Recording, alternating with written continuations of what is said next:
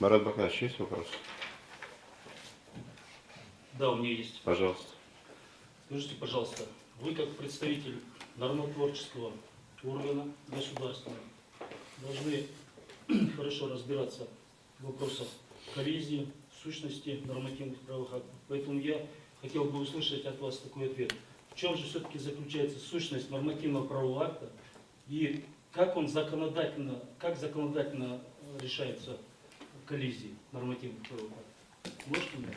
Да, спасибо, очень хороший вопрос. Сущность действующих нормативных правовых актов заключается в концепции этих нормативных правовых актов, в предмете правового регулирования этих нормативных правовых актов и как решаются коллизии. В соответствии с положением закона о нормативных правовых актах, коллизии решаются, первое, это, я бы хотел еще уточнить, каким образом решаются коллизии. Да? Коллизии решаются нормотворческими органами, которые приняли нормативно-правовой акт. У нас согласно статье 4 закона нормативных правовых актов есть перечень нормотворческих органов. Это начиная от Джугор Кенеша, заканчивается представительным органом местного самоуправления. И как это решаются коллизии? Путем мониторинга и эффективности оценки нормативно-правовых актов. То есть каждый нормотворческий орган должен проводить мониторинг принятых нормативно-правовых актов, давать оценку и принимать соответствующие решения по устранению определенных коллизий. Еще одним из элементов является устранение коллизий.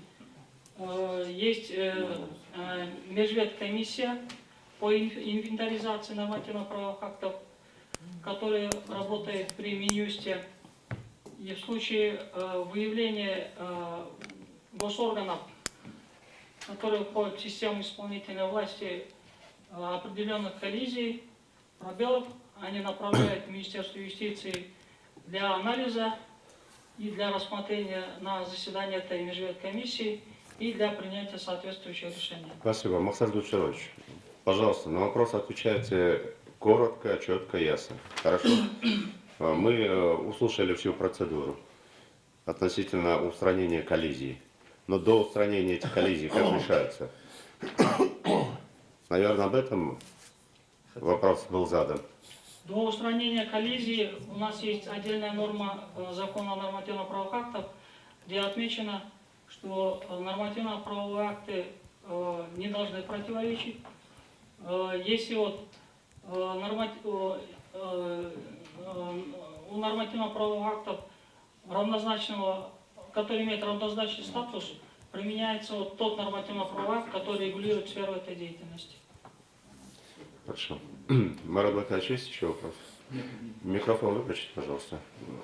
Максат Гульчарович, вы сказали, 240 часов дается военнослужащему, да, для обжалования. Он 240 часов не должен ни спать, ни есть, а только сидеть и обдумывать, как ему обжаловать взыскание, которое наложили. У меня следующий вопрос. Момент наложения дисциплинарного взыскания и момент получения копии приказа наложения дисциплинарного взыскания, они всегда ли совпадают? И второй вопрос. В каком пункте дисциплинарного устава указаны сроки представления копии приказа о наложении дисциплинарного взыскания?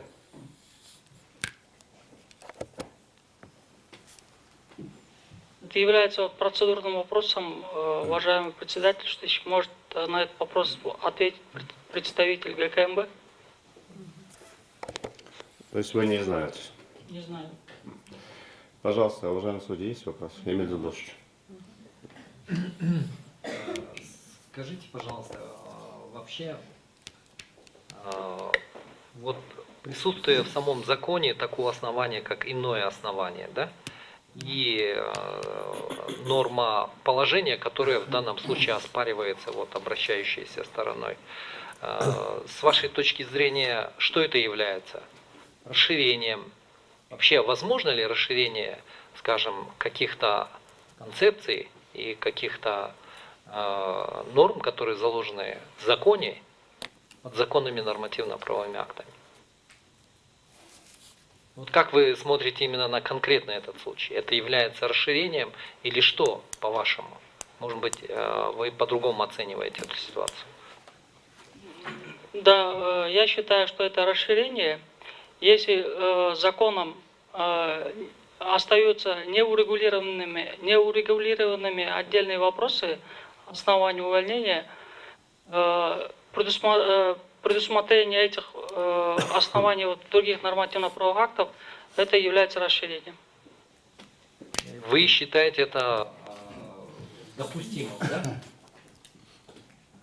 Да, Вы считаете это допустимым? Да, допустим. ясно. Почему? Потому И что второй вопрос. Ну, вы ответили уже, да? И второй вопрос. Вот по поводу 10-дневного срока, кроме часов, о которых сказал уважаемый председательствующий, я какой-то хотел услышать, ну, правового характера аргумент, почему именно 10 суток, да? Если по часам считать, то у граждан получается существенно больше, да? То есть, вот с чем это конкретно связано, да?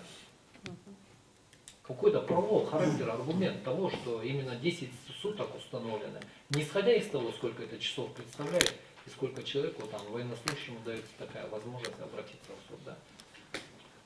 у нас в законодательстве вот, предусматриваются вот различные случаи. Да? Вот бывают календарные дни, бывают рабочие дни.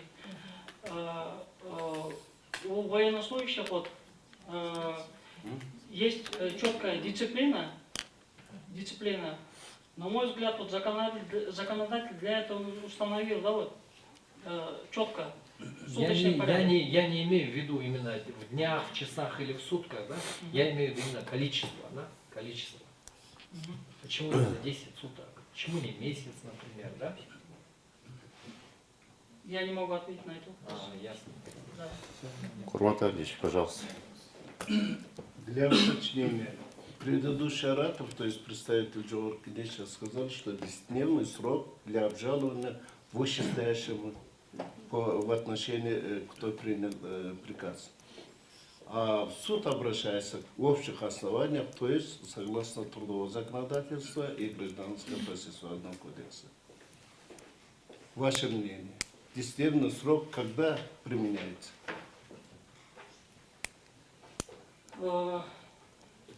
Можно, да?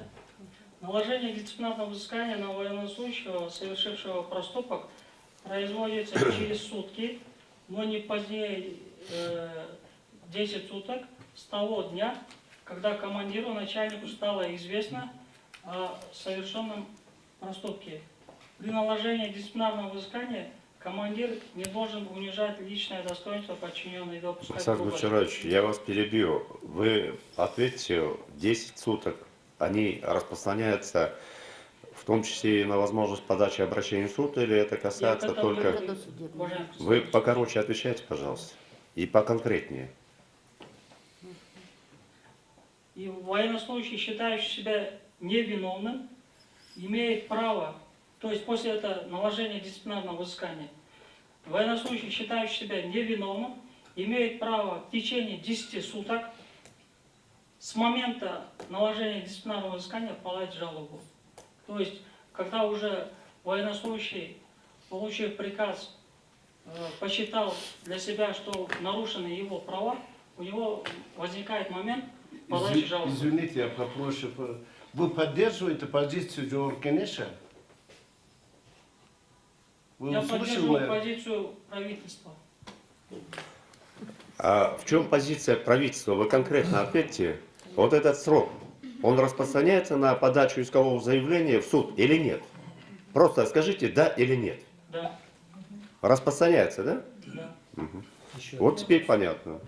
Пожалуйста, Эмиль Дудович. Я как раз к этому вопросу хотел подойти. Вот вы сейчас дословно прочитали, как это прописано в дисциплинарном уставе, да? Вот исходя из самой формулировки правового регулирования, из него ясно вообще, на какой вид обжалования имеет в виду законодатель? Ну, в данном случае дисциплинарный устав. Какой вид обжалования? То есть порядок обжалования какого-то взыскания вышестоящему там, начальнику, да? Или, скажем, порядок, или реализация права на судебную защиту, то есть право обращения в суд. Из вот этой формулировки, да, которую вы прочитали, можно понять? И мы должны исходить уже из того, что поскольку других сроков не предусмотрено, значит это распространяется как на порядок обжалования любого вида взыскания наложенного, да, так и реализация права на судебную защиту, то есть порядок судебного обжалования. Если вот обратить внимание, можно, да, вот по аналогии?